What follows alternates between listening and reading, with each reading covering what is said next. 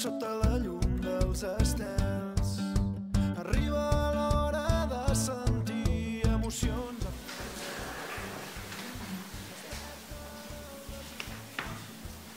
El conill i la granota. Un conill anava a menjar les herbes més verdes i fresques de vora la font. Si un dia plovia, si feia un toll d'herba i per traspassar-lo no hi havia pont. A ell no li agrada mullar-se les potes. De l'aigua i la pluja jo protestaré. La vella granota treu el cap i crida: ra, ra, doncs jo amb aigua és que n'estic bé. La neu. Quan hi ha poca, sembla lleu, la neu. És com tèmbia de tan flonja. Si la prens dintre la mà, es contrau com una esponja i els dits te'n vermelliran. Samedi Martínez Rodríguez, de l'Escola Baltasar Segur de Valls.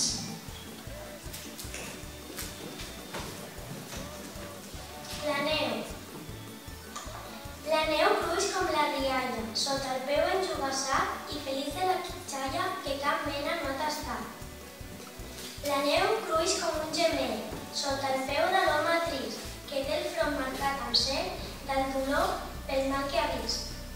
No és capriciosa la neu, si gemega i riu alhora. És que té el pes damunt seu d'algú que riu o que plora. Somnis. Si sabés explicar tot allò que somnio, em faria un bon llibre per poder-te'l donar.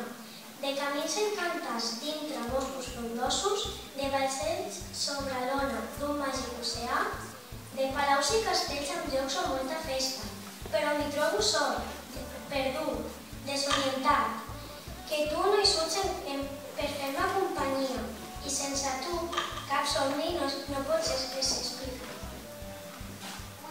Els diners no hi són. Ara sí que està segur de que li han entrat a robar. Ha d'avisar la policia. En aquell moment truquen al timbre. És la veïna del tercer. Bona nit, senyora Carme. Abans que li pugui explicar res del robatori, ella li pregunta estranyada: «Què hi fa vostè aquí?» M'he endut un bon espant. Era a la cuina i de sobte he començat a sentir passos al pis de sobre. Però jo sé que al quart pis no hi viu ningú.